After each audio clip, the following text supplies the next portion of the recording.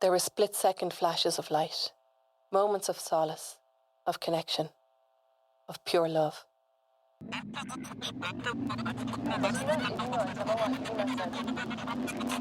There'll always be a ring on my finger.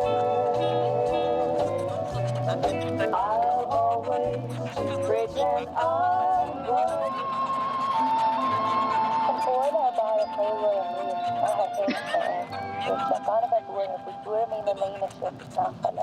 This is a test.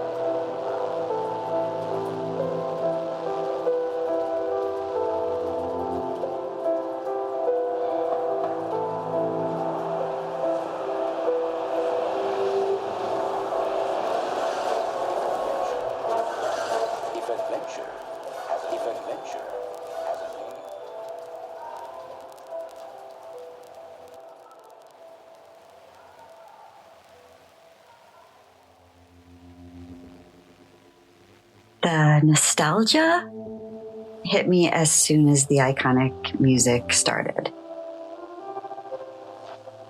It was sort of a pleasant ache because so many happy memories came flooding back, but they were mixed with the realization that 40 years had gone by. So it was bittersweet seeing him looking so young on the big screen because I knew life had moved on and neither of us would ever really be that young again. I'm probably the only person who teared up during the opening scene of that movie, but it really just instantly brought me right back to the early 1980s. I grew up in a town called Geneva in New York State. Just like its famous namesake in Switzerland, Geneva sits on a beautiful lake. The town's also home to Hobart and William Smith colleges, where my father was a professor in the religious studies department, and he specialized in Theravada Buddhism. And it was this interest that led my family on a year-long adventure to Sri Lanka. I have so many amazing memories of that time I spent in that beautiful tropical country.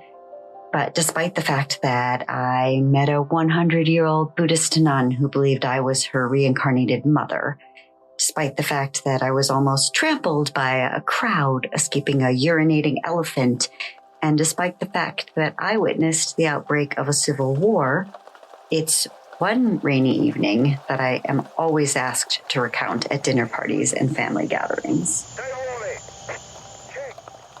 I was 10 years old when my parents informed me we'd be spending the next year in Sri Lanka. My father was helping to establish a study abroad program there, and we were to accompany the group of students from a consortium of colleges and then remain after their semester was over so my father could complete a sabbatical studying Buddhist nuns in the country. It was 1982, so there was no internet available to me.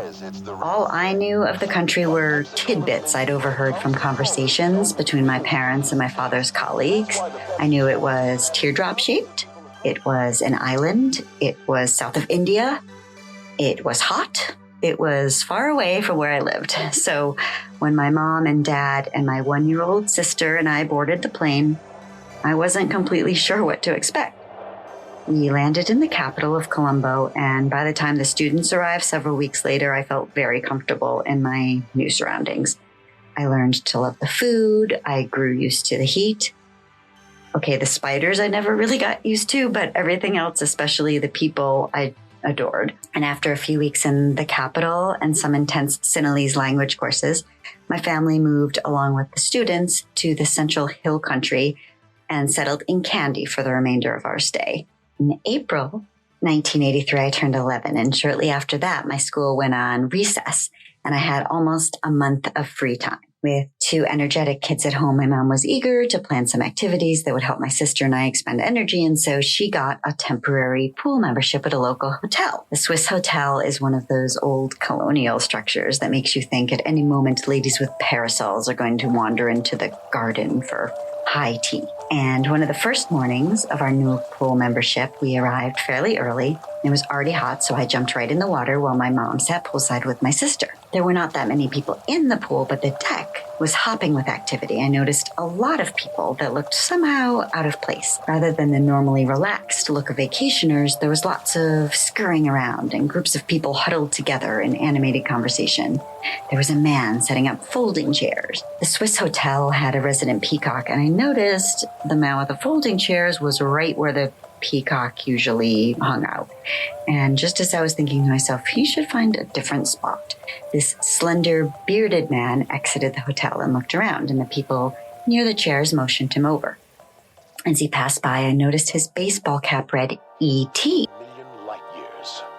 So I went back to playing in the pool, and soon I met a young blonde girl several years younger than I named Jessica. She was from the United States too, so we chatted and raced back and forth and showed off some of our pool skills. We did somersaults and handstands, and we timed each other to see how long we could hold our breath underwater. When I came up from what I was hoping would be my record-breaking time, I was startled by this very large, very scary man standing near the edge of the pool. He was wearing a long, heavy maroon tunic, too long, too heavy for the weather. He had this black turban wrapped around his head, which easily doubled its size, with a striking red streak on one side. Around his neck was a long black scarf, and both eyes were blackened around the edges, creating these dark voids in his face. He looked so out of place. I couldn't figure out where this guy was from, and he just stood there menacingly with his hands on his hips. A woman with a clipboard came up to him and led him towards the man in the E.T. hat, and I turned to Jessica and I said, "He is not from around here." She didn't seem fazed by the scary man at all and just said, "Oh, he's probably just an extra." I didn't have any idea what she was talking about, so she explained the man was likely part of the movie and went on to tell me that her mom was there for the movie too. When recounting this story, this is the point where some people put together who the man in the baseball cap was, and usually say something like, "Wait, was that the man in the cap was, oh my gosh, no way, did you flip out?" And I didn't flip out because I was 11, and the man in the cap was just a grown-up in the corner of the garden, annoying my peacock friend. I was just relieved the man with the creepy eyes was wearing a costume and wasn't a strange hotel guest, and I went back to playing in the pool with Jessica. She was there with this outgoing woman with crazy, curly, strawberry blonde hair, who I immediately adored, named Jamie, who was a friend of Jessica's mom. And we took a break from swimming, and Jamie told us that Jessica would be traveling with her mom while they made the movie that would be filming in Candy for a while. Jamie told us all they'd be filming in the area for several weeks, and that she and Jessica could really use some company because she didn't think there would be anything for them to do in Candy. So she asked maybe if I could join them on some of the film shoots so Jessica wouldn't be so bored. So for the next few weeks, I fell into a new routine in Candy. Jessica and I would go to the movie set in the morning and stay through lunch, and then we'd go back to the pool or my house or go sightseeing around Candy in the afternoon. But one day, our routine was disrupted because the movie was going to shoot at night. The movie set was located on a small tea plantation on the opposite side of Candy from my house, and a car could only take you so far. A paved road ended in a dirt road, and then it ended altogether. So to get to the set, you had to climb some fairly steep dirt paths between the tea bushes and other vegetation to get to where the action was. When we climbed the dirt paths to the location that night, we encountered all of our now familiar to us crew members with their smoke machines and their cameras and cables and clipboards and director's chairs, but the atmosphere was a little more laid back than during the day. Jessica and I watched as they filmed this slender boy stagger over a rock and collapse into the arms of the lead actor several times before they broke for dinner.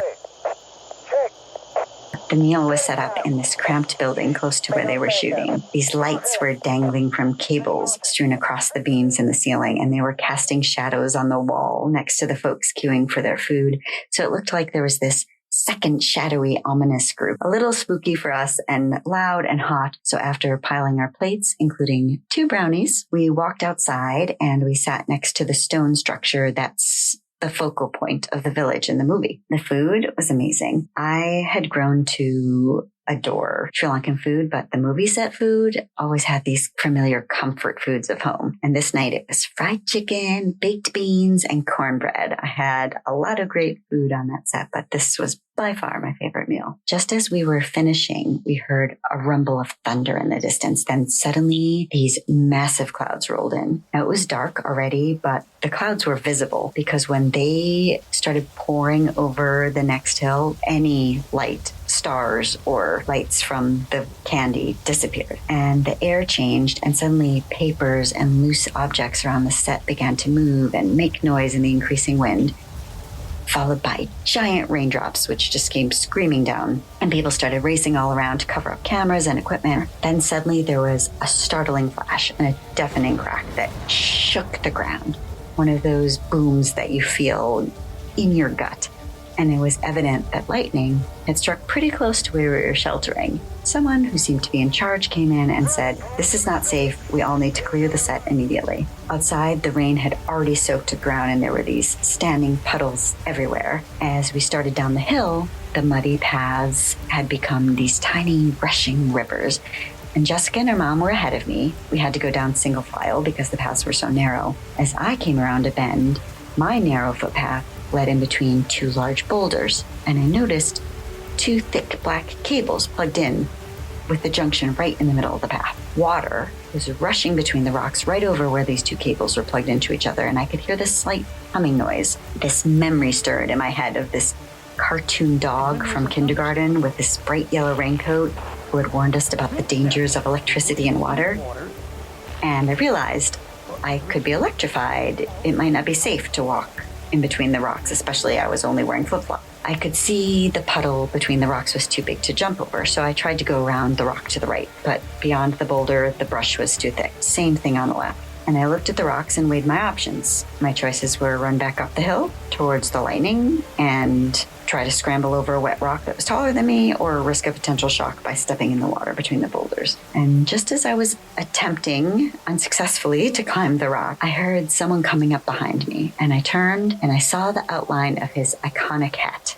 He was dressed as his character, whip and all. He wasn't accompanied by his theme music, but when I remember that night, I always fill it in my head. He quickly assessed the situation and came to the same conclusion that I had and commanded me to climb on. And that's when Harrison Ford, fully costumed as Indiana Jones, hoisted me onto his back. And in his leather jacket, he clambered over the boulder on the left and carried me down the path until we reached the vans, where a soaked Jessica and her mother, his co-star, Kate Capshaw, were just climbing in. And as we all bounced together down the muddy road towards Candy, Kate pointed out that Harrison Ford, movie action star in that moment, had been a real-life hero. In case you hadn't pieced it together, the man in the E.T. hat was Steven Spielberg, who was in Sri Lanka filming Indiana Jones and the Temple of Doom. I think one of the most important things we gain as we grow older is a sense of perspective. When I was living in Sri Lanka with my family, I did not really appreciate how unique my reality was. I witnessed dozens of women shaving their heads as they were initiated as Buddhist nuns.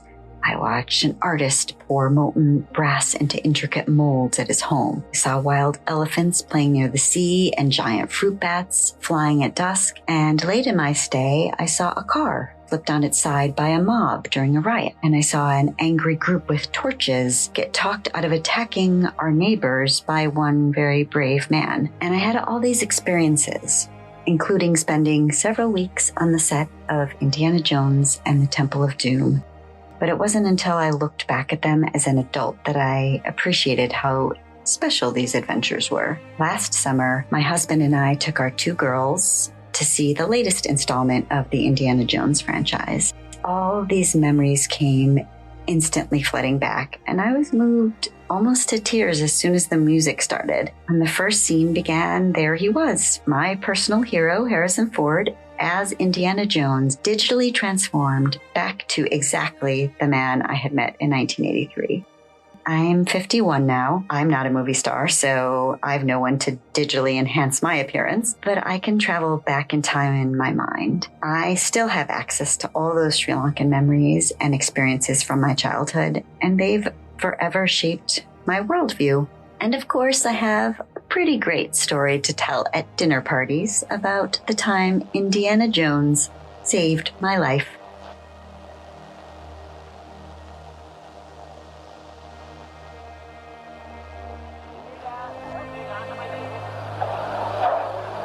We are in Sri Lanka. It's a long way away from home. Hi, Mom. We're in Sri Lanka. Sri Lanka. Not bad. It's good. It's nice. People are great. Friendly. The back lot has undergone remarkable changes.